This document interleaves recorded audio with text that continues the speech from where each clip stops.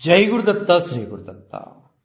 యోగా యోగా అనే ఈ మాట నాకు తెలుసుండి తెలియదు అనే మాట ఎవరి దగ్గర నుంచి రాదు. చిన్నపిల్లవాడి దగ్గర నుంచి 80 ఏళ్ల వృద్ధుడి వరకు కూడా ఈ మాట తెలుసున్న వారే. అయితే వారు చెప్పే నిర్వచనాల్లో మార్పులు ఉండవచ్చునేమో కానీ యోగా అనేది అందరికీ సుపరిచితమైంది. మరి యోగా అంటే ఒక జ్ఞానం, యోగా అంటే ఒక మార్గం, యోగా అంటే ఒక చైతన్యం, యోగా అంటే ఒక ఆధ్యాత్మికం, యోగా అంటే ఒక వైద్యం. ఇవన్నీ కాదండి. అంతేకాదు, యోగా అంటే ఒక శాస్త్రబద్ధమైన జీవన విధానం. ఇది సరైన నిర్వచనం అండి. యోగా అంటే శాస్త్రబద్ధమైన జీవన విధానం. అలాంటి యోగా భారతీయ షడ్దర్శనాలలో ఒకటిగా గుర్తింపు పొందింది. దేశంలో దాదాపు క్రీస్తు పూర్వం 200 సంవత్సరాల కింద పతంజలి రచించిన యోగా నేడు విశ్వజనీనమై ప్రపంచంలోనికి సుమారు 180 దేశాలకు వ్యాప్తి చెందింది. అంటే పతంజలి మహర్షికి ముందే ఉన్నది. వాటిని ఆయన గ్రహించి ఆయన విశ్వజనీనం చేశాడు. ఆయన పతంజలి మహర్షి తద్వారా అన్ని దేశాలకు వ్యాప్తి జరిగింది. వేదకాలం పూర్వమే వెలుగు చూసిన ఈ ప్రాచీన యోగా ప్రక్రియకు నేడు ప్రపంచ దేశాలు ప్రణమిల్లుతున్నాయండి. మన దేశంలో ఎంతవరకు ఉన్నదని మాట పక్కన పెడితే ప్రపంచ దేశాలు భగవంతుడి కన్నా కూడా ముందు ముఖ్యంగా గౌరవించేది యోగాను గౌరవిస్తారు. మీకు భగవంతుడు యోగా ఈ రెండిట్లో ఏంటి అంటే వాళ్ళు ఓటేసేది యోగాకి వేస్తారు. అంటే ప్రాచీన ప్రక్రియ నేడు ప్రపంచ దేశాలకి ఎలా వెళ్ళిందో మనకు తెలుస్తోంది. ఈరోజు ప్రపంచవ్యాప్తంగా నిర్వహించుకుంటున్నటువంటి అనేక రకాలైనటువంటి యోగాలు బయటకు వచ్చేసాయి, ప్రపంచ ప్రసిద్ధికి గాంచేసాయి. అయితే మనకి ఈ మధ్య కాలంలోనే అంతర్జాతీయ యోగా దినోత్సవం కూడా మనం జరుపుకుంటున్నాం. అంతకు మునుపు లేనటువంటి వాటిని కూడా మనం పేరు పెట్టుకుని మనం జరుపుకుంటున్నాం. ఎందువల్లంటే అది ఇంకా 10 మందికి ప్రవహించాలి, ఆ జ్ఞానం 10 మందికి వెళ్ళాలి అనే ఉద్దేశంతో అంతర్జాతీయ యోగా దినోత్సవం కూడా మనం ఒక స్ఫూర్తిగా యోగా నిలుస్తుందనే ఉద్దేశంతో మనం జరుపుకుంటున్నాం. భారతీయ సంస్కృతిలో ఆధ్యాత్మిక చింతనలో యోగాకు ఒక ప్రత్యేక స్థానం ఉందండి. దాని స్థానం దాందే. హిందూ మతంలోనే కాదండి, మన హిందూ ధర్మంలోనే కాదు, బౌద్ధం జైనిజంలో కూడా దాని మూలాలు మనకు కనిపిస్తాయి. యోగా ఎంత ప్రాచీనమైందంటే ఉపనిషత్తులు భగవద్గీత పూర్వమే పురుడు పోసుకుని వికాసం పొందిందని మనకి కొన్ని ఆధారాలు మనకు తెలుస్తున్నాయి. శ్రీకృష్ణుడు చెప్పిన భగవద్గీతలో యోగా ప్రాణాయామం ప్రస్తావన కూడా ఉంది. ఎంత చక్కగా జ్ఞానయోగంలో శ్రీకృష్ణుడు చెబుతాడంటే భగవద్గీతలో ప్రస్తావన ఉంది అని మనకు చాలా స్పష్టంగా తెలుస్తోంది. అపానే జుహ్వతి ప్రాణం ప్రాణే పానం తదాపరే ప్రాణాపానగతిరుద్ధ్వా ప్రాణాయామ పరాయణ అపరే నియతేహారా ప్రాణాన్ ప్రాణేషు జుహ్వతి సర్వేప్యేతే యజ్ఞవిదో యజ్ఞక్షపిత కల్మష.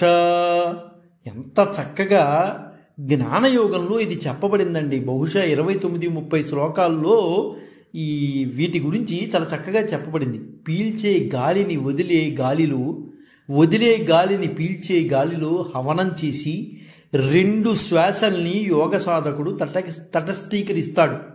అదే ప్రకారంగా ప్రాణశక్తిని గుండె నుంచి విడుదల చేసి ఆ ప్రాణశక్తిని అదుపులో ఉంచుకుంటాడు. ఆ యోగ విజ్ఞానాన్ని కృష్ణుడు మొట్టమొదటిసారిగా సూర్యుడికి, ఆ సూర్యుడు కశ్యపుడికి, ఆ కశ్యపుడు మనువుకి, ఆ మనువు సూర్యవంశస్థులైన ఇక్ష్వాకునికి బోధించినట్లు మనకి తెలుస్తోంది. అదేవిధంగా భగవద్గీత 4వ అధ్యాయం కూడా అదే మనకి వివరిస్తోంది. యోగ విద్యను ప్రపంచానికి చాటిన ఋషులు పరమపూజ్యులు పతంజలి మహర్షి అండి. చాలా అద్భుతంగా పతంజలి మహర్షి యోగ విద్యను గురించి ఈ ప్రపంచానికి అందించారు. ఈ ప్రపంచానికి అందించడంలో కొద్ది కాలం అవి మరుగున పడిపోయాయి. కాలంతో పాటుగా కొన్ని మరుగున పడిపోయి పతంజలి యోగ శాస్త్రాన్ని అంతవరకు వచ్చిన 10-11 శతాబ్దాల్లో అంతగా ప్రాచుర్యానికి పొందల, అంటే తెలియకపోవడం వల్ల 12వ శతాబ్దం వరకు మహర్షులు యోగులు సాధన చేసేవి వచ్చినా, ప్రాచుర్యంలోకి వచ్చినా అంతగా రాలేకపోయాయి. ఏదో కొద్దిగా వస్తూ వచ్చినాయి. ఆయా కాలాల్లో పతంజలి యోగశాస్త్రంపై అనేక మంది మహర్షులు యోగక్రియను విస్తృతం చేస్తూ బయటికి తీసుకురావాలని ప్రాచుర్యం తీసుకురావాలని ప్రయత్నం చేశారు. తద్వారా రచనలు కూడా వాళ్ళు చేశారు. అందులో భాగంగా యోగ వాసిష్టము, యోగ యజ్ఞవల్కము, ఆ మహాభాష్యము, కుండలిని యోగ, క్రియాయోగ వంటి అనేక గ్రంథాలు వెలుగు చూసాయి. అయితే ఆ తర్వాత ఇంకా 15, 16, 17 శతాబ్దంలోకి వచ్చేప్పటికి, ముఖ్యంగా 16, 17కి వచ్చేప్పటికి కొంచెం తగ్గిందండి. అంటే బాగా వచ్చినటువంటి వెలుగు చూసినటువంటి కొద్దిగా తగ్గడం ప్రారంభించింది. ఇంకా 18, 19 శతాబ్దాల్లో మచ్చేంద్రనాథుడు, గోరక్షకనాథుడు, స్వాత్మారామయోగి, మహావతార్ బాబాజీ మొదలైన సిద్ధ పురుషులు ఈ యోగ విద్యను బయటికి తీసుకొచ్చారు. అక్కడతో కొద్దిగా తగ్గినటువంటి యోగ విద్యను బయటికి తీసుకొచ్చారు, ఆ ప్రాచుర్యాన్ని. ఇంకా క్రియాయోగ శాస్త్రం శతాబ్దాల పాటు అందయుగంలో మరుగున పడిపోయి వాటిని బయటికి తీసినటువంటి మహాపురుషుడు మహావతార్ బాబాజీ. నిజంగా మహావతార్ బాబాజీ ద్వారా ఆధునిక యుగంలో పునరుద్ధరించబడిందని మనం చెప్పుకోవాలండి.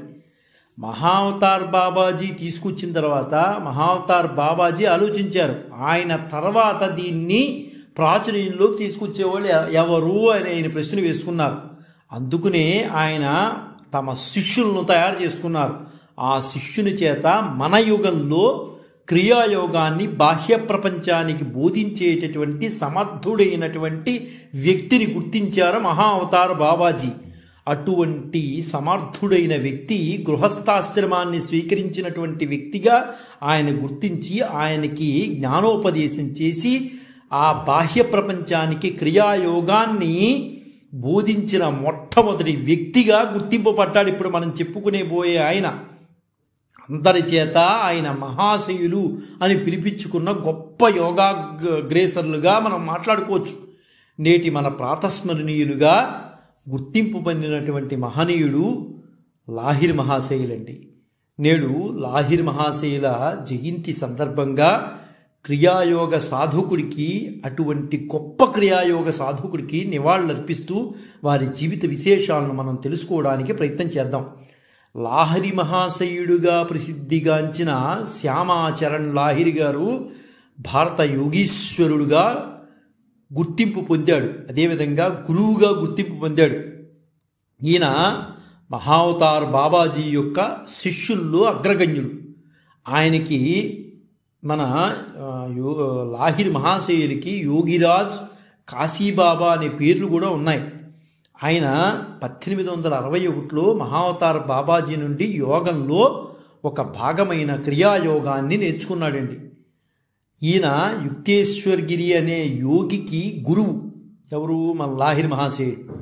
మహాశయ అనే పదము సంస్కృత పదం. ఈ సంస్కృత పదం ఎంత ఆధ్యాత్మికంగా ఎంత అద్భుతంగా ఉంటుందంటే, దీనికి నిజానికి ఈ సంస్కృత పదానికి అర్థము విశాల మనస్తత్వం గలవాడు. ఈ మహాశయ అంటే సరిపోదండి, ఆ విశాల మనస్తత్వం గలవాడిని మాత్రమే మన మహాశయుడు అనే మాట అంటూ ఉంటాం. ఎవరిని పడితే ఆయన్ని మహాశయుడు అంటే అది ఉపయోగం లేదు. విశాలమైన మనస్తత్వం ఉండాలి, అన్నిటినీ సమదృష్టితో చూసేవాడు ఉండాలి, అన్నిటినీ భరించగలిగేటటువంటి శక్తి ఉండాలి. అటువంటి వాడే మహాశయుడు. అటువంటి విశాల మనస్తత్వం అనే పదాన్ని ఆయన పేరులోనే లిఖించుకున్నటువంటి మహోన్నతుడు లాహిరి మహాశయులు. పేరులో మహాశయులు అని పేరు పెట్టుకుంటే సరిపోద్దు కదా, ఆ భావాలు కూడా ఉండాలి కదా. విశాల భావంతోనే నిజంగా ఆయన ఉండేవాడు. నిజమే లాహిరి మహాశయులు గారు ఆ మహాశయుడు అని పేరు పెట్టుకున్నాడేమో, కానీ ఆ పేరుకు తగ్గట్టే ఆయన పేరులో మహాశయులు అన్న పదానికి 100% ఆయన న్యాయం చేసినటువంటి వ్యక్తి. ఎందువల్లంటే మన హిందూ ధర్మంలో పుట్టి సనాతన సంప్రదాయవాదిగా ఉండి ఒక బ్రాహ్మణుడుగా ఆచరించవలసిన విషయాలన్నింటినీ ఆచరిస్తూ వేరే మతాల వారికి కూడా ఆయన చెప్పే అద్భుతమైన ప్రసంగాలకు ఆకర్షితులై జనాలు వచ్చి వేరే మతం నుంచి వచ్చి మాకు క్రియాయోగ దీక్ష ఇవ్వండి అని తీసుకునేవారు. అయితే నేను ఈ మతంలో ఈ ధర్మంలో ఉన్నాను కాబట్టి నీకు ఇవ్వను పో అనేటటువంటి అటువంటి దుశ్చేష్టలు అనేవి లేవు. అందువల్లనే ఆయన మహాశయుడు అయ్యాడు. ఎవరు వచ్చినా హక్కును తీర్చుకునేవాడు మహానుభావుడు. అందుకనే మహాశయుడు అయ్యాడు. ఆయన క్రియాయోగ దీక్షను ఇచ్చేవాడు. ఆయన ముఖ్యంగా ముస్లిమ్సు, క్రిస్టియన్సు, బౌద్ధులు కూడా ఆయన దగ్గరికి వచ్చి క్రియాయోగ దీక్షను తీసుకునేవారు. ఆయన ఆ పట్టుదలతో ఆయన ఇచ్చేవారు అందరికీ కూడా. అదేవిధంగా ఆయన యొక్క సత్సంగం కూడా అలాంటిదేనండి. అలా ఉన్నారు గనుకనే మహాశయులు అనే పదానికి 100% సరిపోయారు. లాహిరి మహాశయులు భారతీయ యోగుల్లో నిజంగా చెప్పాలంటే భారతీయ యోగుల్లో విలక్షణమైన వాడండి. యోగులు చాలామంది ఉన్నారు. భారతీయ యోగులకు కొదవ లేదు. ఎంతోమంది ఉన్నారు మహానుభావులు. ఆ మహానుభావుల్లో మహాశయుడు అనిపించుకున్నవాడు మాత్రం లాహిరి మహాశయుడే అని మనం సగౌరవంగా మనం మాట్లాడుకోవచ్చండి. పైగా విలక్షణమైన వ్యక్తిత్వం గలవాడు.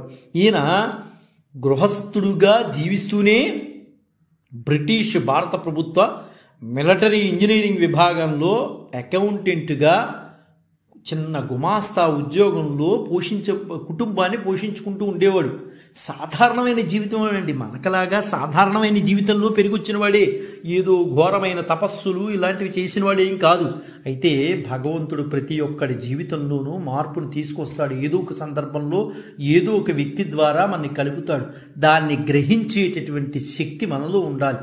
అలాగే లాహిరి మహాశయులు కూడా తమ జీవితంలో ఒక మార్పు అనేది పెను మార్పు అనేది వచ్చింది.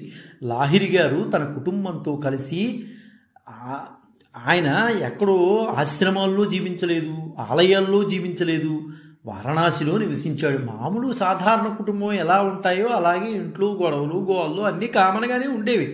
కానీ ఒక పెను మార్పు ఒక మహాశయుడిగా తీర్చిదిద్ది భారతదేశంలో సమున్నతమైన స్థానంలో కూర్చోబెట్టింది లాహిరి మహాశయుల్ని. ఆ మార్పు నిజంగా ఆ మార్పు గనక రాకపోతే ఈరోజు మనం లాహిరి మహాశయుల గురించి మాట్లాడుకునే వాళ్ళం కాదు. ఒక సాధారణ అకౌంటెంట్ ఆయన గురించి మనం మాట్లాడుకోవాల్సిన అవసరం కూడా ఉండేది కాదు. ఆయన ఉద్యోగం చేసేవారు, రిటైర్ అయ్యేవారు, ఖాళీగా కూర్చునేవారు, పేపర్ చదువుకునేవారు, ఇదే. కానీ ఒక మహోన్నతమైన స్థితిలో కోట్లాది మంది ప్రజలను సమున్నతమైన వ్యక్తులుగా తీర్చిదిద్దినటువంటి మహాశయుడు లాహిరి మహాశయుడు. అందువల్లనే ఈరోజు ఆయన గురించి మనం మాట్లాడుకోగలుగుతున్నాం. 19వ శతాబ్దం హిందూ మతవాదులతో అదేవిధంగా ధర్మవాదులతో గణనీయమైన ఖ్యాతిని పొందాడండి. నిజంగా చెప్పుకోవాలంటే 1946లో యుక్తేశ్వరగిరి శిష్యుడైన పరమహంస యోగానంద గారు రాసినటువంటి ఒక అద్భుతమైన పుస్తకం ఉంది. అది పుస్తకం కన్నా గ్రంథం అంటే బాగుంటుంది ఆ మాటకి. పరమహంస యోగానంద గారు ఒక అద్భుతమైన గ్రంథాన్ని రాశారు. అదే ఒక యోగి ఆత్మకథ. దాని ద్వారా పశ్చిమ దేశాల్లో గుర్తింపు వచ్చింది. అంతవరకు లాహిరి మహాశయులు అంటే తెలుసు, చదువుకున్న వాళ్ళకి తెలుసు, కొద్ది మందికి ఆ జ్ఞానం ఉన్న వాళ్ళకి, భగవంతుడు ఆ రసజ్ఞానం ఇచ్చిన వాడికి మాత్రమే తెలుస్తుంది. లేకపోతే లాహిరి మహాశయుల గురించి నాకెందుకండి, ఎక్కడో ఉన్నవాడు ఓ బెంగాల్ వాడి గురించి నాకెందుకు అని కప్పు కాఫీ తాగేవాడికి మనం ఏం చెప్తాము? ఆ జ్ఞానం, ఆ రసజ్ఞానం భగవంతుడు ఇవ్వాలి. అలాగా ఎంతో కొంతమందికి తెలుసు, అందరికీ పరిచయం కాల. కేవలం ఒక యోగి ఆత్మకథ ద్వారా మన పరమహంస యోగానంద గారు రాసినటువంటి ఒక గ్రంథం ద్వారా పశ్చిమ దేశాల వారి అందరికీ కూడా సుపరిచితుడయ్యాడు మన లాహిరి మహాశయుడు. నానాటికి ఉనికి కోల్పోతున్న క్రియాయోగ సాధనను ప్రపంచానికి తిరిగి పరిచయం చేసినటువంటి సమున్నతమైన వ్యక్తి లాహిరి మహాశయుడు. నిజంగా ఇటువంటి గృహస్థాశ్రమంలో ఉన్నటువంటి నిబద్ధత కలిగినటువంటి ఒక వ్యక్తిని మహావతార్ బాబాజీ ఎన్నుకున్నారు. ఇది సాధారణమైన విషయం కాదండి. మహావతార్ బాబాజీ అంటే సాధారణమైన వ్యక్తి అవుతే కాదు ఆయన. అటువంటి వ్యక్తి ఆయన ముందు ఆయన తలుచుకుంటే ఎంతోమంది వస్తారు. కానీ కేవలం ఒక సాధారణమైన వ్యక్తిని ఒక అసాధారణ వ్యక్తిలాగా కూర్చోపెట్టగలిగాడంటే అది మహా అవతార్ బాబాజీకే చెల్లింది.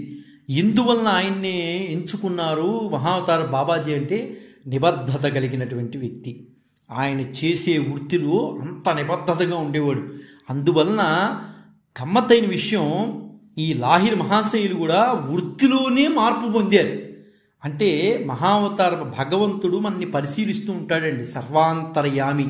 ఆయన చూడండి ఎక్కడ, ఆయన చూడట్లేదు కదా అని మన అబద్ధాలు అడి ఏదో విధంగా మాట్లాడుకుంటూ ఉంటే సరిపోదు. ఆయన అన్నీ పరిశీలిస్తుంటారు. మన నిబద్ధత, మన కార్యదీక్ష, మన పట్టుదలలు అన్నీ చూస్తారు ఆయన. అయితే సమయం రావాలి. ఆ సమయం లాహిర్ మహాశయులకు కూడా వచ్చింది. ఆయన ఇవన్నీ కూడా యోగానంద గారు తన పుస్తకంలో, ఆ గ్రంథంలో రాసుకున్నారు. యోగానంద యోగావతారంగా భావించాడు. ఎవరిని? మన లాహిరి మహాశయుల్ని యోగావతారంగానే భావించాడు. లాహిరి శిష్యుల్లో యోగానంద ఎంత గొప్పవాడంటే అంత గొప్పవాడు. అయితే యోగానంద గారి తల్లిదండ్రులు కూడా లాహిరి మహాశయుల యొక్క శిష్యులే. అయితే తల్లిదండ్రులతో పాటు యోగానంద కూడా లాహిరి మహాశయులకు సొంత గురువుగా భావించేవాడు. యోగానంద గారు 1 సంవత్సరం వయస్సు గల బాలుడిగా ఉన్నప్పుడు లాహిరి మహాశయుల దగ్గరికి వారి తల్లిదండ్రులు తీసుకెళ్లారు, యోగానంద గారిని చూపిద్దామని. ఆయన ఎలా ఉంటాడు ఏంటి, ఆయన జాతకం ఎలా ఉంటుంది ఏంటి అంటే, ఈయన జాతక చక్రం గీస్తాడని కాదు, కొంతమంది సిద్ధపురుషులు మనుషుల మొహాలు చూసి చెప్పేయగలుగుతారు.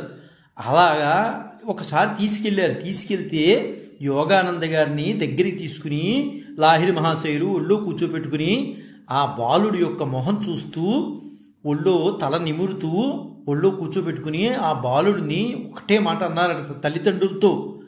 ఆ తల్లిదండ్రులు కూడా లాహిరి మహాశయులు యొక్క శిష్యులే. ఈ బాలుడు అనేక ఆత్మలను భగవంతుని దగ్గరికి తీసుకువెళ్ళేటటువంటి ఒక గొప్ప గురువు అవుతాడు అని ఆనాడే లాహిరి మహాశయులు జోస్యం చెప్పేశారు. ఆయన చెప్పినట్లే కదండి, ఆ బాలుడు పెరిగి పెద్దవాడి విదేశాలకు యోగా అనే భిక్షను అందించాడు. లేకపోతే విదేశాలకి యోగా జ్ఞాన భిక్ష ఎక్కడొస్తుందండి? కేవలం పరమహంస యోగానంద గారు విదేశాలు వెళ్ళి క్రియాయోగ దీక్ష యొక్క విశేషాలను ఆయన చక్కగా చెప్పాడు. ఆ యోగా జ్ఞానం ఈ రోజున విదేశాల్లో కొద్ది మందిలో ఉంది అంటే అది కేవలం పరమహంస యోగానందే. లాహిరి మహాశయుల జీవితాలు ఇప్పుడు మనం ఆయన యొక్క స్థితిని మనం మాట్లాడుకున్నాం. ఆయన జీవిత విశేషాలు ఏంటో మనం తెలుసుకోవాలి. ఇంత గొప్ప సమున్నతమైన వ్యక్తి యొక్క జీవిత విశేషాలు తెలుసుకోకపోతే అది అసంపూర్ణంగానే ఉండిపోతుంది. రేపు భావితరాల వారు కూడా ఒక వ్యక్తిని చూపించి ఈయన ఎవరు అంటే తెలుసుకునేటట్టు ఉండాలి. యోగలో పండిపోయినటువంటి మహా వ్యక్తులు వీళ్ళు. కాబట్టి ఖచ్చితంగా ఆయన జీవిత విశేషాలు మనం తెలుసుకోవాలి. ఒక సాధారణమైన కుటుంబీకుడిగా ఉంటూ యోగా సాధన ద్వారా సమున్నతమైన స్థితికి వెళ్ళినటువంటి ఒక గొప్ప మహోన్నతుడు లాహిరి మహాశయులు. లాహిరి మహాశయులు బ్రిటిష్ పరిపాలనలో బెంగాల్ రాజ్యంలోని నాడియా జిల్లాకు చెందిన ఘర్నీ గ్రామంలో ఒక సాధారణ బ్రాహ్మణ కుటుంబంలో సరిగ్గా ఇదే తేదీన సెప్టెంబర్ 30, 1828 సంవత్సరంలో గౌర్మోహన్ లాహిరి, ముక్తాక్షి లాహిరి దంపతులకు చిన్న కుమారుడుగా జన్మించాడు. ఆయన జన్మనామం అయితే శ్యామ్ చరణ్ లాహిరి. ఆయన బాల్యంలోనే తల్లి మరణించింది. అయితే ముక్తాక్షి లాహిరి గారు అంటే తల్లిగారు గొప్ప శివభక్తురాలండి. ఎక్కడ శివుడు కనిపిస్తే, లింగం కనిపిస్తే అక్కడ పూలు పెట్టేసి నమస్కరిస్తూ ఉంటుంది ఆమె. బహుశా ఆ జ్ఞానం తల్లిదండ్రులకు ఉన్నటువంటి భక్తి పార్వశ్యం పిల్లవాళ్ళు వచ్చిందనే అనుకోవాలి. అయితే లాహిరి మహాశయులకు 3-4 సంవత్సరాల వయసులో ఉండంగానే ఆయన తరచూ ధ్యానంలో కూర్చుని కనిపించేవాడు. అంటే ఆయనకి తెలియకుండా వెళ్ళిపోయేవాడు అందులోకి. ఒక ధ్యానం అలా మామూలుగా కూర్చుంటే ధ్యానంలో కూర్చున్నట్టు కనిపించేవాడు. ఈ ధ్యానంలో అతని శరీరం మెడ వరకు ఇసుకలో వెళ్ళిపోయినట్టు అనిపించేది. అసలు ఇసుకలో కూర్చోపెడితే మెడ వరకు ఎలా అయితే ఉంటుందో అలా వెళ్ళిపోయేవాడు. అదేవిధంగా లాహిరి మహాశయులకు 5 సంవత్సరాల వయసులోనే తన కుటుంబానికి పూర్వీకుల నుండి సంక్రమించినటువంటి ఇల్లు దురదృష్టవశాత్తు వరదల్లో కొట్టుకుపోయింది. కాబట్టి ఆయన కుటుంబం అక్కడి నుంచి బెంగాల్ నుంచి వారణాసికి వెళ్ళిపోయారు. అంటే శివుడి మీద వాళ్ళ అమ్మగారికి మక్కువ ఎక్కువ. వాళ్ళ అమ్మగారు చనిపోవటం ఏంటి, ఒకటే కోరుకున్నారు, నువ్వు వారణాసిలో ఉండరా నాన్న, శివుడు గొప్పవాడు అని చెప్పేసి అప్పట్లో చెప్పారు. అదే మాటను పెరిగి పెద్ద అయిన తర్వాత ఆయన తీసుకుని వారణాసిలో గడిపాడు. అది అక్కడ తన జీవితంలో ఎక్కువ భాగం గడిపాడు వారణాసిలోనే. చిన్నతనంలో ఆయనకి ఉర్దూ, హిందీ భాషలు కూడా అభ్యసించాడు. క్రమంగా ప్రభుత్వ సంస్కృత కళాశాలలో బెంగాలీ, సంస్కృతం, పర్షియన్, ఫ్రెంచ్, ఇంగ్లీష్ భాషలతో పాటు వేదాధ్యయనం కూడా చేశాడు. ఎంత గొప్ప విశేషం అండి! వేదాధ్యయనం కూడా చేశాడు. ఈ భాషలు ఒకటే కాదు, నేను వేదాధ్యయనం చేస్తున్నాను కదా అని ఇంగ్లీష్ భాషను దూరం పెట్టలా, నేను వేదాధ్యయనం చేస్తున్నాను కదా అని పర్షియన్ భాషను పక్కన పెట్టలా, నేను వేదాధ్యయనం చేస్తున్నాను కదా అని ఫ్రెంచ్ భాషను పక్కన పెట్టలా, అలాగే ఫ్రెంచ్ భాష నేర్చుకుంటున్నాను కదా అని వేదాధ్యయనం పక్కన పెట్టలా. అంతా అందుకునే ఆయన మహాశయుడు అనిపించుకున్నాడు. విశాల దృక్పథం ఉంది కాబట్టి వేదాలను పఠించడం, గంగానదిలో స్నానం చేయడం, ఆరాధించడం ఒక సంప్రదాయవాది ఎలా అవుతే చేస్తారో, ఒక బ్రాహ్మణ కుటుంబంలో పొందినటువంటి వ్యక్తి ఎలా అవుతే అనుష్ఠానాలు చేసుకుంటూ ఉంటారో అలాగే ఆయన దినచర్య ఉండేది. సర్వసాధారణంగా బ్రాహ్మణ కుటుంబంలో ఎలా అవుతే ఒక డిసిప్లిన్గా, ఒక నిబద్ధతతో ఎలా అవుతే చేసుకుంటారో ఆయన అలాగే చేసుకునేవాడు. అయితే ఆ క్రమంలోనే 1846 సంవత్సరంలో కాశీమణీదేవి అనే ఆవిడతో ఈయనకి వివాహం జరిగింది లాహిరి మహాశయుడికి. తదనంతర తర్వాత కాలంలో ఆయన జ్ఞానం పొందిన తర్వాత ఆమె కూడా ప్రథమ శిష్యురాలు అయింది. ఆమె కూడా ఈ లాహిరి మహాశయుల ఆధ్యాత్మిక ఉన్నతికి తోడ్పడిందనే మనం చెప్పుకోవాలి. అయితే ఈ ఆధ్యాత్మిక ఉన్నతికి వెళ్ళే ముందుగా వీరికి ఇద్దరు కుమారులు 3 కుమార్తెలు ఉన్నారు. మొత్తం 5 పిల్లలు లాహిరి మహాశయులకి. వారి కుమారులు ఇరువురు తిక్నూరి లాహిరి, దుకోరి లాహిరి. తండ్రి క్రియాయోగ మార్గంలోనే వాళ్ళు నడిచారు. ఈ 2 పిల్లలు అయితే మాత్రం ఖచ్చితంగా నడిచారు. లాహిరి మహాశయులు ఏం చేసేవారు అంటే మిలిటరీ వర్క్లో ఒక సాధారణ గుమాస్తా ఉద్యోగాన్ని ఉండేవాడు. ఈ విభాగం అసలు ఏమిటి దీనికి అంటే, ఈ విభాగం సైన్యానికి సంబంధించిన రోడ్లు, భవనాలు వేస్తూ ఉంటుంది. వాళ్ళకి సంబంధించిన సామాగ్రి సరఫరా అంతా కూడా ఈయన ఆధీనంలో ఉంటుంది. అయితే వాళ్ళు ఎక్కడికైతే వెళ్తున్నారో ఈయన కూడా అక్కడికి వెళ్ళాలి. ఎక్కడ రోడ్లు వేస్తున్నారో, భవనాలు కడుతున్నారో అక్కడికి వెళ్ళిపోవాలి ఈయన కూడా. ఎందువల్లంటే సామగ్రి అంతా ఈయన హ్యాండ్ ఓవర్లో ఉంటుంది కాబట్టి. అయితే అతనితో పనిచేసే అనేక మంది ఇంజనీర్లు, అధికారులతో ఈ లాహిరి మహాశయులు చిన్నప్పటి నుంచి ఆయన గొప్ప మంచి నీతి కథలు చెప్పేవారండి. అక్కడ ఆయనకి భాషా జ్ఞానం ఉండడం వల్ల హిందీ, ఉర్దూ, బెంగాలీలో కూడా అక్కడ ఉన్నటువంటి అధికారులకి, ఇంజనీర్లకి చెప్పేవాడు. ఏదైనా చిన్న విషయం వచ్చింది అంటే, ఏమంటే ఇవి కాదు, లాహిర్ని ఆయన్ని పిలవండి, ఆయన వచ్చి మాట్లాడతారు అనేవారు మన లాహిరి మహాశయుల్ని.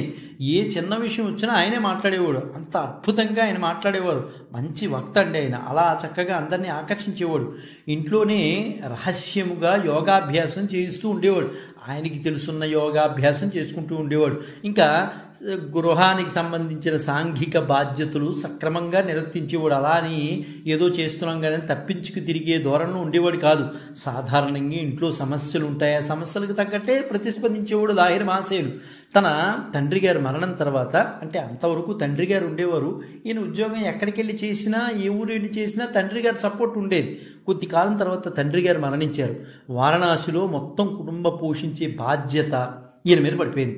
ఈయన అనుకునేవాడు, అయ్యయ్యో మా నాన్నగారు కాలం చేశారు, ఆయన ఉంటే నా కుటుంబాన్ని చూసుకుంటూ ఉండేవాడు, నేను ఎక్కడికి మిలిటరీ ఆఫీస్ క్యాంప్ ఎక్కడ జరిగితే అక్కడికి వెళ్ళేవాడిని, నా కుటుంబాన్ని జాగ్రత్తగా దగ్గరుండి చూసుకునేవాడు, ఇప్పుడు ఎలా రా భగవంతుడా అని భగవంతుని కోరుకునేవాడు ఆయన.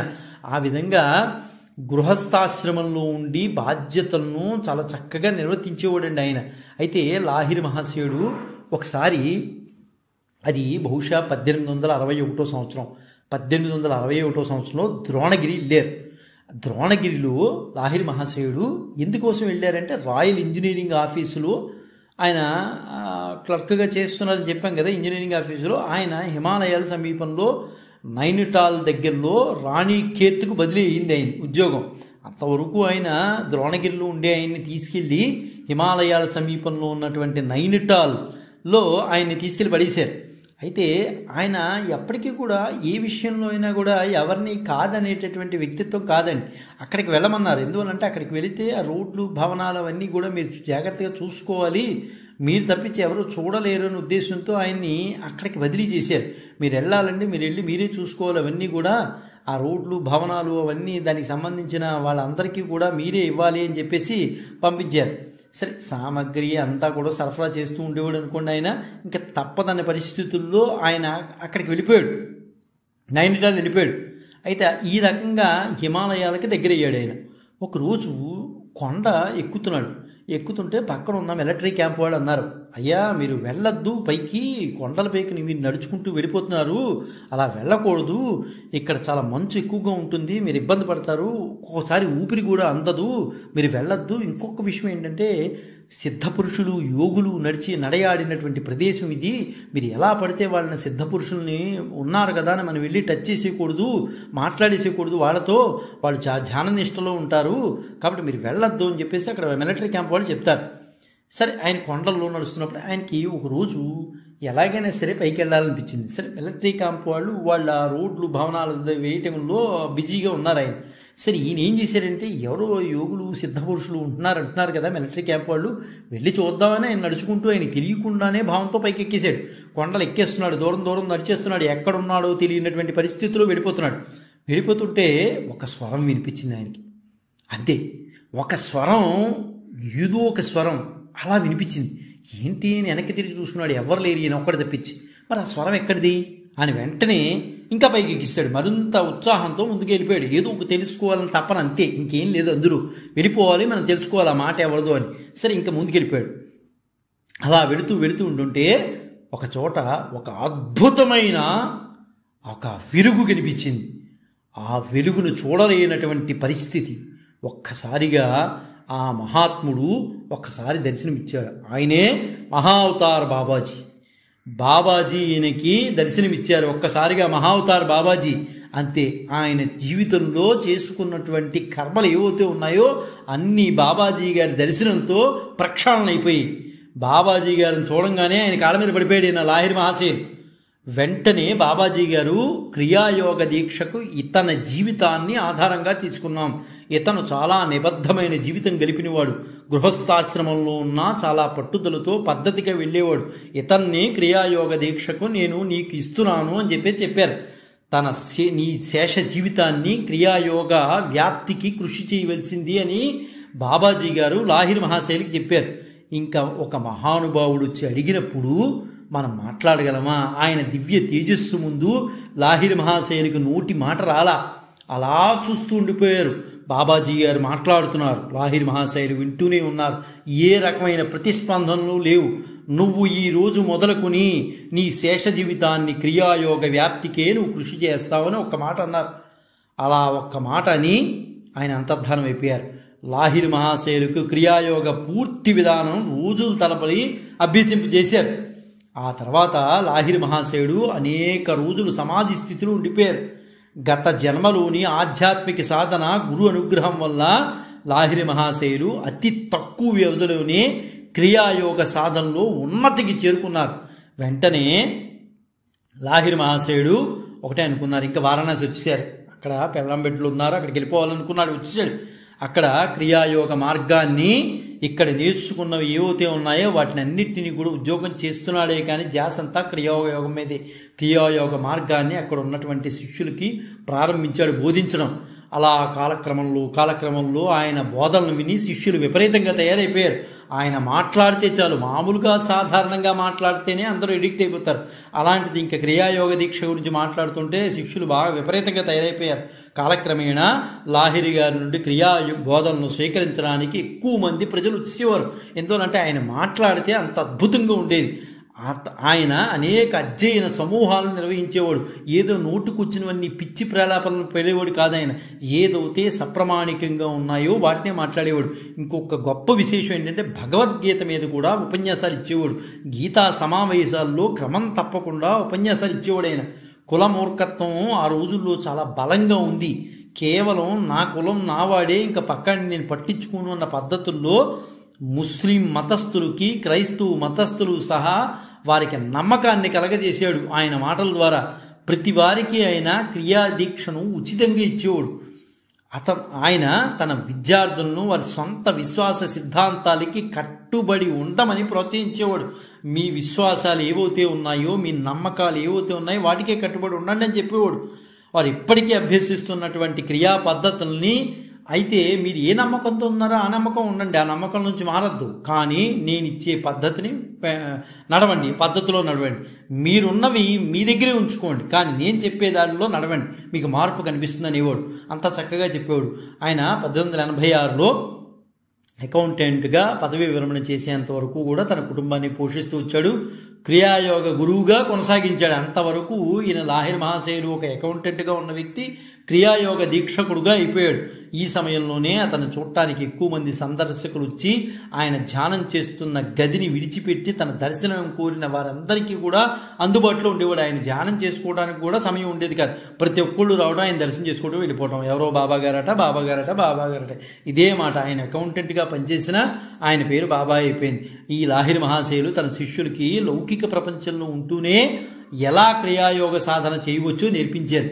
ఆయన అద్భుతమైన విషయం, నువ్వు సంసారంలో ఉన్నావు కూడా సంసారాన్ని వదిలేసి అడవులకు పోయి జ్ఞానాన్ని సంపాదించు అని చెప్పలేదండి, అది మూర్ఖత్వం అంటారు. నువ్వు సంసారంలో ఉండే దాన్ని వదిలిపెట్టకుండా మనస్సును వదిలిపెట్టి క్రియాయోగంలో ఎలా ఉండాలో చెప్పాడు లాహిరి మహాశయులు.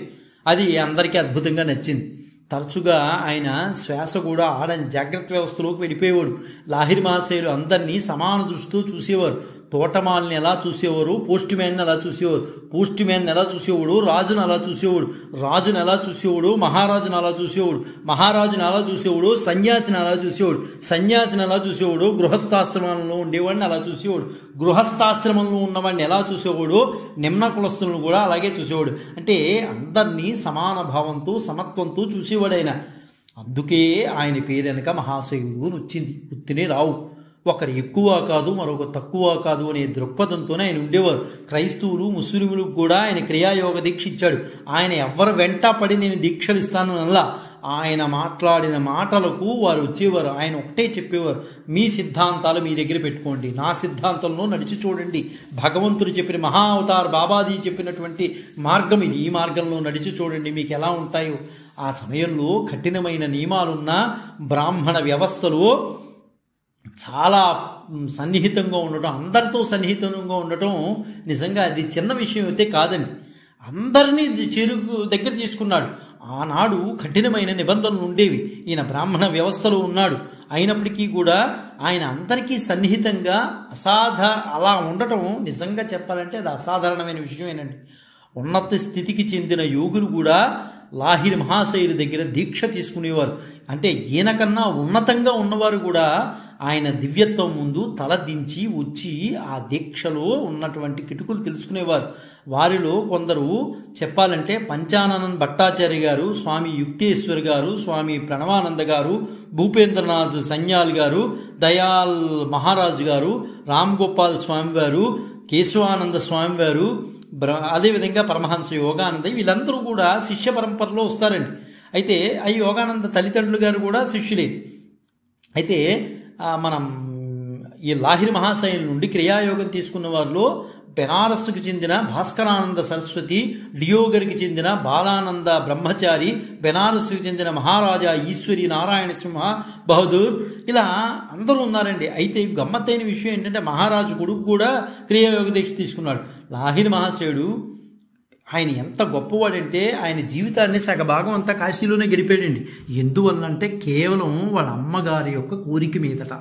అమ్మ అంటే ఎంత ప్రాణము లాహిరి మహాశయుడికి. లాహిరి మహాశయులు కాశీలో ప్రతిదినం గంగా స్నానానికి వెళ్ళేవారు. ఆయన ఇంట్లో స్నానం చేసేవారు కదా, గంగని ఇక్కడ పెట్టుకుని నేను ఇంట్లో స్నానం చేయడం ఏమిటి అని గంగానదికే వెళ్ళేవారు. ఆయన వెంట కృష్ణారాం అనే భక్తుడు వచ్చేవారు. ఎందువనంటే ఆయన ఉపదేశాలు అద్భుతంగా చేసేవారు. ఆయన ఎక్కడుంటే భక్తులు అక్కడ ఉండేవారు. ఆయన బయటికి వెళ్తున్నారంటే ఆయన వెనకాల పడి వచ్చేవారు, గురువుగారు వెళ్తున్నారని. అంత పద్ధతిగా నిబద్ధతగా జీవితం గడిపినటువంటి మహోన్నతుడు లాహిరి మహాశయులు గారు. ఒకనాడు లాహిరి మహాశయులు గంగానదికి పోతుంటే చూసి కృష్ణారామ గారు పరుగునొచ్చి, అయ్యా మహానుభావ ఎక్కడికి వెళ్తున్నారంటే స్నానానికి వెళ్తున్నానంటే ఆయనతో పాటు వచ్చారు. ఆయన వస్తుంటే నడుస్తూ వెళ్తున్నారు, అటు ఇటు చూస్తూ లాహిరి మహాశయులు వెళ్తుంటే వెంటనే ఉన్నట్టుండి కృష్ణారాం ఇలా రా నువ్వు అన్నారు. వచ్చాడు కృష్ణారాం. అయ్యా ఏమిటంటే నా పంచ చించు అన్నారు. ఒక్కసారి అర్థం కాక ఇలా చూశాడు కృష్ణారాం. నేను చెప్పింది కరెక్టేనయ్యా, నా పంచ చించు నువ్వు అన్నాడు. అలా సరే చించి చేతికిచ్చాడు. వారిద్దరూ నడుస్తూ ఉన్నారు. ఇంతలో ఎక్కడి నుంచో ఒక ఇటుకు వచ్చి లాహిరి మహాశయుని కాలి వేల మీద పడిపోయింది. అసలు అతి బలంగా పడిపోయింది. వచ్చి వేలు చితికిపోయింది, రక్తం కారిపోతుంది. ఆ రక్తాన్ని ఆపేందుకు ఆల్రెడీ కృష్ణారాం చించి ఇచ్చిన పంచె చేతిలో ఉంది. అప్పుడు వెంటనే అది చించిన దాన్ని ఆయన కృష్ణారాం చేతిలో పెట్టి, ఇప్పుడు దానికి కట్టు అన్నాడు ఆయన. ఆ వేలికి కట్టు అన్నాడు. వెంటనే ఆ వేలికి ఆ పంచెని కట్టేశాడు, చించిన పంచెని. అప్పుడు కృష్ణారాం అన్నాడు, మహారాజ్, ఇటుకు వచ్చి మీద పడుతుందని సంగతి మీకు ముందే తెలుసు కదా, చెప్పండి మహారాజ్ అన్నాడు. వెంటనే లాహిరి మహాశయులు నవ్వారు. అలా కాదు మహారాజ్, నాకు తెలుసుకోవాలని మనసులో భావం, ఒక్కసారి మీరు దయచేసి చెప్పండి, ఇటుకు వచ్చి మీద పడుతుందని మీకు ముందు తెలిసినప్పుడు ఎందుకు పక్కకు తప్పుకోలేదు మహారాజు మీరు? అది నాకు ఆశ్చర్యంగా ఉంది. వేలు చితుకుతుంది, రక్తం వస్తుంది, నేను గుడ్డ కట్టిస్తాను అని మీకు తెలుసు, కానీ ఎందుకు పక్కకు తప్పుకోలేదు? అది నాకు ఇప్పటికీ ఆ ప్రశ్నకి సమాధానం రావట్లేదు మీ దగ్గర నుంచి. అంటే వెంటనే పక్క తప్పుకోవచ్చు కదా అన్నాడు. వెంటనే అలా జరగదు కృష్ణారాం, పక్కకు తప్పుకుంటే ఎప్పుడూ ఒకప్పుడు దీనికి వడ్డీతో సహా కర్మను అనుభవించవలసి వస్తుందయ్యా. ఈరోజు కర్మ ఉన్నదంటే ఆ కర్మ అనుభవించేయాలి. దానికి అనేక మార్గాలు ఎత్తుక్కుని ఆ కర్మని ఎక్స్టెన్షన్ చేసుకుంటే ఆ ఎక్స్టెన్షన్ చేసిన దానికి వడ్డీ కూడా కట్టాలి కదా. రుణం ఎంత తొందరగా తీరిపోతే అంత మంచిది కదా కృష్ణారాం అని అన్నారు. అంటే కర్మావశేషాన్ని తొందరగా తొలగించుకోండి అని మన అందరికీ కూడా జ్ఞానబోధ చేశారు లాహిరి మహాశయులు. ఎంత గొప్ప వ్యక్తి అండి. అంటే ఇవాళ వస్తున్నటువంటి బాధలకి దీనికి పరిష్కారం వెతుక్కుని, నాకు పరిష్కారం చూడండి, పరిష్కారం చూడండి అంటే చెప్తారు పరిష్కారం. అయితే ఈ పరిష్కారం వల్ల ఏమవుతుంది? మన బాధలు ఎక్స్టెన్షన్ అయ్యి మంచి జరగచ్చు. కానీ ఇవాళ కథ రేపైనా ఈ రోజు జరగవలసిన దానికి వడ్డీతో సహా భగవంతుడు ఇస్తాడు. ఆ విషయాన్ని మనం గమనించాలి ఇక్కడ. అయితే లాహిరి మహాశయులు తన శిష్యులకు బోధించిన కేంద్ర ఆధ్యాత్మిక అభ్యాసం ఖచ్చితంగా చెప్పాలంటే క్రియాయోగే. ఆయన ఏం చెప్పినా క్రియాయోగం మీదే మాట్లాడేవాడు. ఎందుకు మాట్లాడుతున్నాడు అంటే మహానుభావుడు మహాతార్ బాబాజీ ఇచ్చినటువంటి దీక్షది. అది సామాన్యులకు అయితే వచ్చేది కాదండి. ఆయన చూపుతూనే మొత్తం మార్చేశాడు మహానుభావుడు మహాతార్ బాబాజీ గారు. ఇది అభ్యాసకుడి ఆధ్యాత్మిక వృద్ధిని త్వరగా వేగవంతం చేస్తుందని, అంతర్గత ప్రాణాయామ పద్ధతుల యొక్క ఉత్తమ శ్రేణి అని ఆయన చెప్పేవారు. అయితే మతపరమైన నేపథ్యంతో సంబంధం లేకుండా నిజాయితీగా ఆకాంక్షి వారందరికీ కూడా, ఎవరైతే ఆకాంక్షిస్తున్నారో వారందరికీ కూడా క్రియాయోగ దీక్ష నేర్పుతాననేవారు. నీ మతంతో నాకు సంబంధం లేదు, నీ కులంతో నాకు సంబంధం లేదు, నువ్వు క్రియాయోగ దీక్ష నేర్చుకుంటానంటే నా దగ్గర రా, నీ కులం ఏంటో నాకు చెప్పొద్దు, నీ మతం ఏంటో నాకు చెప్పొద్దు అనేవారు లాహిరి మహాశయులు. ఇది ఆనాటి రోజుల్లో ఎంత దమ్ము ఉంటే మనుషులు ఆ మాట మాట్లాడగలుగుతారు. కేవలం అది లాహిరి మహాశయులకు మాత్రమే చెల్లింది. శిష్యులు తీసుకొచ్చే అనేక రకాల సమస్యలకు ఆయన ప్రతిస్పందిస్తూ ఉండేవారు. ఆయన సలహా ఒక విధంగా ఉంటుంది. అది ఎలా ఉంటుందంటే అంతా కూడా క్రియాయోగ సాధనను అనుసరించి ఉంటుంది. ఏది పడితే అది పిచ్చి మాటలు మాట్లాడేవారు కాదు. చదువుకున్న వాళ్ళు ఎప్పుడూ కూడా పిచ్చి మాటలు మాట్లాడరండి, చాలా చక్కగా మాట్లాడతారు. ఏది పడితే అది మాట్లాడు. క్రియాయోగ గురించి ఆయన అద్భుతంగా చెప్పారు. ఎందువల్లంటే ఆయన మహావతార్ బాబాజీ శిష్యులు, మహావతార్ బాబాజీ దీవెనలు అందుకున్నారు. అంటే ఆయన ఒక మాట అంటారు, మీరు ఎవ్వరికీ చెందనివారు, గుర్తుపెట్టుకోండి, మీకు ఎవ్వరూ లేరని ఎల్లప్పుడూ గుర్తుపెట్టుకోండి అనే మనుషులకు ఆయన చెప్పేవారు. మీరు ఎవరికీ చెందరు, మీరు ఏ కులానికో మతానికో దేనికి చెందరు, మీకు ఎవ్వరూ లేరని కూడా గుర్తుపెట్టుకోండి. ఏదో ఒక రోజున మీరు అకస్మాత్తుగా ఈ ప్రపంచంలోంచి ప్రతి దాన్ని, మీరు కట్టుకున్నటువంటి వస్త్రంతో సహా అన్నిటినీ వదిలి వెళ్ళవలసిన వాళ్లే. కాబట్టి ఇప్పుడు మీరు ఏం పట్టుకున్నట్లు లెక్క, దేన్ని పట్టుకుని వెళ్లాడుతున్నారు మీరు అని అడిగేవారు ఆయన. కాబట్టి ఆయన కులంతోనూ మతంతోనూ దేనితోనూ సంబంధం లేదు, కేవలం క్రియాయోగ దీక్షతో మాత్రమే సంబంధం ఆయనకి. కాబట్టి మీరు ఎవరికీ చెందరు, మీరు ఎవ్వరూ లేరని గుర్తుంచుకోండి. ఏదో ఒక రోజున అకస్మాత్తుగా ఈ ప్రపంచంలోంచి మీరు వదిలిపెట్టి వెళ్ళవలసిన వాళ్లే, ఆలోచించుకోండి అని ఇంత అద్భుతంగా మాట్లాడుతుంటే ఎందుకు రారండి శిష్యులు? అది మహావతార్ బాబాజీ ఇచ్చినటువంటి జ్ఞానం. కాబట్టి ఇప్పుడు దేవుని పరిచయాన్ని పొందండి, దేవుణ్ణి సాక్షాత్కరించడానికి ప్రయత్నం చేయండి, దేవుణ్ణి ప్రార్థన చెయ్యండి అని ఆయన అన్నీ చెప్పేవారు. మాయ ద్వారా మీకు మీరే మాంసం, ఎముకల కట్టగా భావిస్తున్నారు. ఇది ఉత్తమంగా నిజంగా చెప్పాలంటే ఇది కష్టాల ఊడు. గుర్తుపెట్టుకోండి, శరీరం అంటే ఏంటయ్యా అంటే చాలా చక్కటి నిర్వచనం ఇచ్చారండి లాహిరి మహాశయులు. ఇది కష్టాల గూడు అంటారు. అయ్యో నాకే వస్తున్నాయి కష్టాలు అని బాధపడతారు చూసారా, వాడు అజ్ఞాని కింద లెక్క. శరీరం అంటేనే కష్టాల గూడు. నీకొక్కడికి రావడం ఏంటి, ప్రపంచంలో అందరికీ ఉన్నాయి. కానీ కష్టాన్ని ఎదుర్కొనే శక్తి ఉండాలి. భగవంతుణ్ణి అది కోరుకోవాలి. నా కష్టాలు పోవాలని కాదు, ఆ కష్టాన్ని అధిగమించే శక్తి ఇవ్వయ్యా భగవంతుడా అని మనం కోరుకోవాలి. నా కష్టాలు పోవాలంటే ఉన్న కష్టాలు ఎక్కువ అవుతాయి. నా కష్టాన్ని అధిగమించే శక్తి భగవంతుడా అని మనం కోరుకోవాలి. ప్రతి రకమైన కష్టాల నుండి విముక్తి లేని అనంతమైన సారాంశంగా మిమ్మల్ని మీరు త్వరగా చూసుకోవడానికి నిరంతరాయంగా ధ్యానం చేయండి అనేవారు.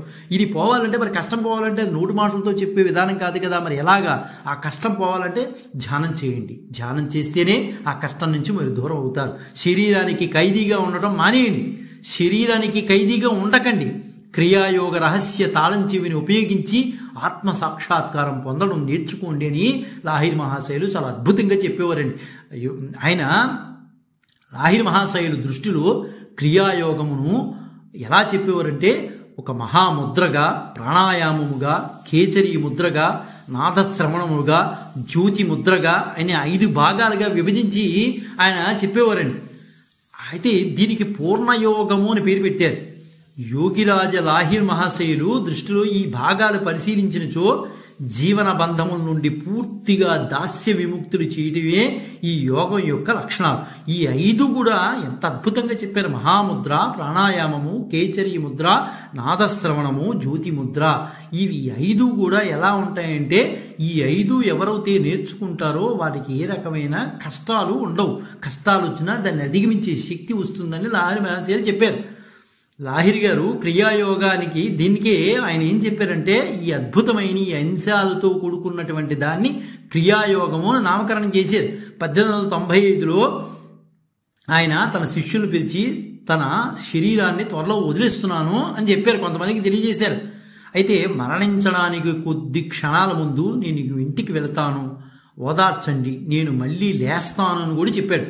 తన శరీరాన్ని 3 సార్లు తిప్పి ఉత్తరం వైపు తిరిగి స్పృహతోనే శరీరాన్ని వదిలి మహాసమాధిలోకి వెళ్ళిపోయాడు మహానుభావుడు లాహిరి మహాశయులు గారు. అది ఎప్పుడంటే సెప్టెంబర్ 26, 1895 సంవత్సరంలో శరీరాన్ని 3 సార్లు తిప్పి ఉత్తరం వైపుకి తిరిగి స్పృహతోనే శరీరాన్ని వదిలేశాడు మహానుభావుడు. దాంతో ఆయన ఆ రోజు కాలం చేశారు. అయితే ఆయన వారణాసిలో ఉన్నాడు. వారణాసిలో తల్లి కోరిక మీద ఉన్నాడు. అదేవిధంగా ఆయన దహనక్రియ కూడా వారణాసిలోనే జరిగించమని కోరుకున్నాడు ఆయన. అయితే గృహస్థాశ్రమంలో వచ్చినవాడు కదా, అందువలన ఆయన దహన సంస్కారం కూడా సంప్రదాయ బ్రాహ్మణ కుటుంబంలో ఎలా అయితే చేస్తారో అలాగే చేశారు. ఆయన యోగిగా యతిగా చేయలా. ఆయనకి చేయవలసిన సంప్రదాయ బ్రాహ్మణ కుటుంబంలో ఎలా అయితే దహన సంస్కారాలు జరుగుతాయి అలాగే జరిగినాయి. వారణాసిలో ఎక్కడ జరిగింది? మణికర్ణికా ఘాట్లో బ్రాహ్మణ సంప్రదాయంతో దహన సంస్కారాలు జరిగినాయి. ఒకరు నిజాయితీగా జీవించి నిజాయితీని ఆచరిస్తుంటే దేవుని ఉనికి గురించి తెలుసుకోవడానికి వారి బాహ్య జీవితానికి ఏదైనా ముఖ్య మార్గంలో మార్చాల్సిన అవసరం లేదని లాహిరి మహాశయులు బోధించేవారు. నువ్వు నిజాయితీగా ఉన్నప్పుడు, నిజాయితీని ఆచరిస్తున్నప్పుడు దేవుని గురించి తెలుసుకోవడానికి వారి బాహ్య జీవితాన్ని ఏదైనా ముఖ్యమైన మార్గంలో మార్చాల్సిన అవసరం లేదనుకునేవాడు ఆయన. అంత చక్కగా చెప్పేవాడు. ఒక విద్యార్థి తన ప్రాపంచిక విధులను నిర్లక్ష్యం చేస్తే అతన్ని సరిదిద్దుతాడు. ఎవరైనా సరే ఒక విద్యార్థి కనుక ప్రాపంచిక విధులను నిర్లక్ష్యం చేస్తున్నాడు అని తెలిస్తే లాహిరి మహాశయుడు కేకలేసి సన్మార్గంలో నడిపించేవాడు. ఆయన సన్యాసులకు సలహా ఇవ్వడం, స్వామిగా మారడం ద్వారా ప్రాపంచిక విషయాలను త్యజించడం, పూర్తి చేయడం చాలా అరుదుగా ఉండేది. బదులుగా క్రియాయోగ అభ్యాసంతో పాటు తన శిష్యులలో చాలామందికి వివాహం చేసుకోమని సలహా ఇచ్చాడు. చాలామంది ఇలా ఉంటే వివాహం చేసుకోవద్దంటారు, కానీ లాహిరి మహాశయులు వివాహం చేసుకోండి, మీరు వివాహానికి యోగాకి సంబంధం లేదు అని చాలా స్పష్టంగా చెప్పేవాడే. సాధారణంగా వ్యవస్థీకృత మతాన్ని విడిచిపెట్టాడే. కానీ క్రియాబోధనను వ్యాప్తి చేయడానికి కోల్కత్తాలో ఆర్య మిషన్ ఇన్స్టిట్యూట్ను తెరవడానికి తన శిష్యుడు పంచనన్ భట్టాచార్యను అనుమతించారు. అంటే 10 మందికి వెళ్ళాలి జ్ఞానం అనే ఉద్దేశంతో ఆయన అనుమతించారు. లాహిరి మహాశయులు ఇతర శిష్యులు యుక్తేశ్వరగిరితో సహా క్రియాయోగ సందేశాన్ని తమ సత్సంగ సభల్లో వ్యాప్తి చేయడానికి సంస్థలను ప్రారంభించారు. సాధారణంగా సహజ వ్యాప్తి చెందడానికి క్రియకు ఆయన ప్రాధాన్యతను ఇచ్చేవాడు. సహజంగానే వెళ్ళాలి, ఇది బలవంతం చేయకూడదు అనుకునేవారు. ఆయన ఎవరైతే ఇంట్రెస్ట్గా ఉన్నారో వాళ్ళే వచ్చి నేర్చుకుంటారు అనేవారు. అదేవిధంగా లాహిరి మహాశయుల్లో గొప్ప విశేషం ఏంటంటే భగవద్గీతను నేర్పేవాడండి. క్రియాయోగ దీక్షతో పాటు వచ్చిన ప్రతి ఒక్కరికి కూడా భగవద్గీత నేర్పించేవాడు. గీత సభ అని పిలువబడే లాహిరి మహాశయుల యొక్క సాధారణ గీత సమావేశాలు చాలామంది శిష్యులను ఆకర్షించేవి. ఎందువలంటే అత్యద్భుతంగా సంస్కృతంలో శ్లోకం చదవడంలో దిట్టండి ఆయన. సంస్కృత శ్లోకం చదివి చక్కగా దానికి భాష్యం చెప్పేవాడు. ఆయన దగ్గర శిష్యులు చాలామంది తన సొంత సాక్షాత్కారాన్ని అనుగుణంగా గీత యొక్క వివరణలు రాయమని కోరారు. అయితే కురుక్షేత్రం యుద్ధం నిజంగా అంతర్గత మానసిక యుద్ధం అని లాహిరి మహాశయులు బోధించారు. నీకు అంతర్గతంగా ఉన్నటువంటి మానసిక యుద్ధం ఏంటయ్యా అంటే నీ జీవితంలో కురుక్షేత్ర యుద్ధమే అనేవాడైనా. యుద్ధంలో విభిన్న పాత్రలు వాస్తవానికి పోరాడుతున్న యోగులు మానసిక లక్షణాలుగా చెప్పేవారు. అంత అద్భుతంగా ఆయన ప్రతి విషయాన్ని కూడా చెప్పేవారండి లాహిరి మహాశయులు.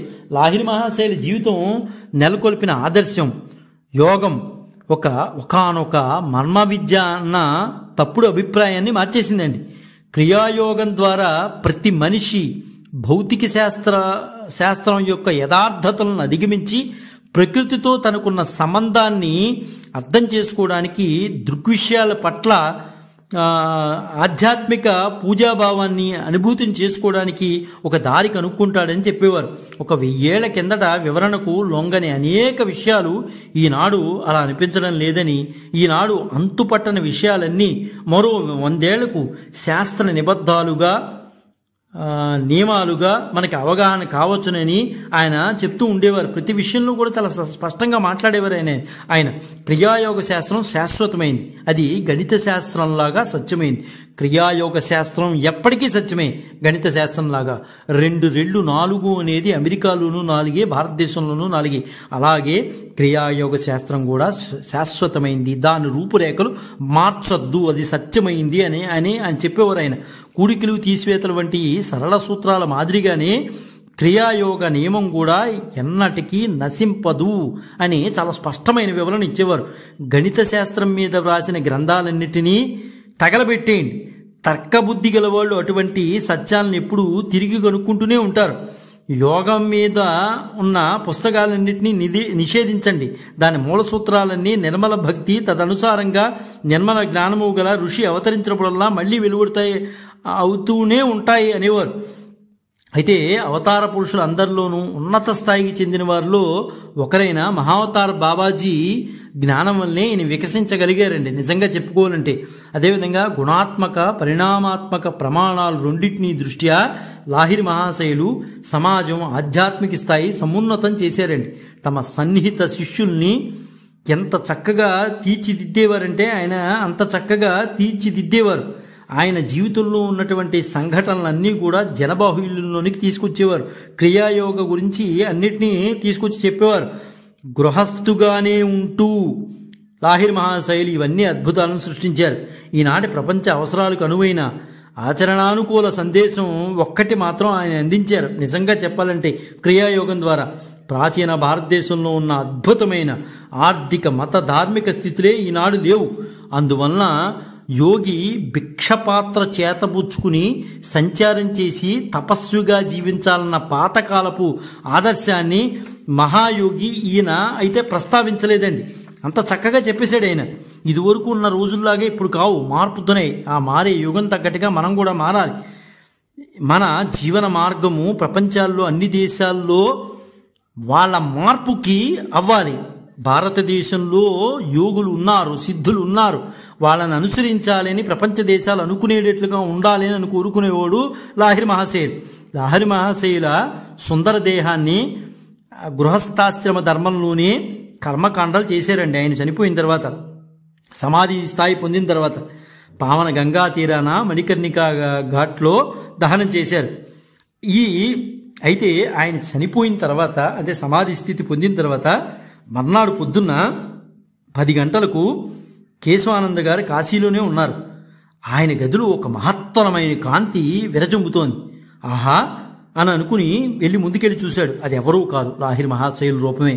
రక్తమాంసాలు నిండిన శరీరంతో నా ఎదురుగుండా నిలబడి అది అచ్చం ఆయన వెనుకటి శరీరంలాగా ఉందని కేశవానంద స్వామివారు అన్నారు. దానికన్నా ఇది తక్కువ వయసులో ఉన్నట్లుగా కనిపిస్తోంది. నిజంగా ఆయన కాలం చేసినప్పుడు ఉన్న వయస్సు కన్నా ఆయన రూపం చూస్తుంటే ఇంకా తక్కువగా చిన్నపిల్లవాళ్ళలాగా కనిపిస్తున్నాడు. ఎంత తేజోమూర్తిగా ఉన్నాడో. అయితే గురుదేవులు లాహిరి మహాశయులు నాతో మాట్లాడారని కేశవానంద గారు చెప్పారు. కేశవానంద, నేనే లాహిరి మహాశయుణ్ణి, మీ లాహిరి మహాశయుణ్ణి. దహనమైన నా శరీరం తాలూకు విఘటిత ప్రమాణువులన్నీ నా రూపాన్ని కొత్త నమూనాగా సృష్టించి పునరుత్థానం గావించాయి. గృహస్థుగా ఈ ప్రపంచంలో నా పని పూర్తయింది. కానీ నేను ఈ భూమిని, ఈ భరత భూమిని ఎప్పటికీ విడిచిపోను. నేను ఈ భూమిలోనే ఉంటాను. ఇక్కడి నుంచి బాబాజీతో హిమాలయాల్లో కొంతకాలం గడుపుతాను. ఆ తర్వాత బాబాజీతో బ్రహ్మాండంలో ఆశీస్పూర్వకంగా నాతో కొన్ని మాటలు ఆయన పలికి అంతర్ధానం అయిపోయారని కేశవానంద స్వామివారు చెప్పారు. అంత లోకాతీతులు అయినటువంటి పరమ పూజ్యులు మన లాహిరి మహాశయులండి. నేడు ఆయన పునరుత్థానం 3 సార్లు జరిగిందని శిష్యులకు 3 కనిపించారని చెప్పేసి ఒకే సమయంలో ముగ్గురు శిష్యులకి 3 రకాలుగా కనిపించారు. అయితే అది హరిద్వార్లో కలపడానికి ఒక శిష్యులు వెళ్ళినప్పుడు చితాభస్మాన్ని అక్కడ కనిపించారు ఆయన. అలాగా వివిధ రకాలుగా కొంతమంది శిష్యులకి ఆయన కనిపించారు. అంటే ఈ ఆధ్యాత్మిక ఉన్నతికి, భారతదేశం యొక్క ఆధ్యాత్మిక ఉన్నతికి పాటుపడిన వాళ్ళలో అగ్రేశ్వరుడుగా మన లాహిరి మహాశయులను చెప్పుకోవచ్చండి. క్రియాయోగ దీక్షని అందరికీ పంచినటువంటి మహోన్నతుడు లాహిరి మహాశయుడు. నేడు వారి జయంతి సందర్భంగా ఆ లాహిరి మహాశయులను ఒక్కమారు స్మరిస్తూ జై గురుదత్త, శ్రీ గురుదత్త, శ్రీపాద శ్రీవల్లభ చరణదాసుడు, మానికొండ రాజశేఖర శర్మ, రాజమహేంద్రవరం.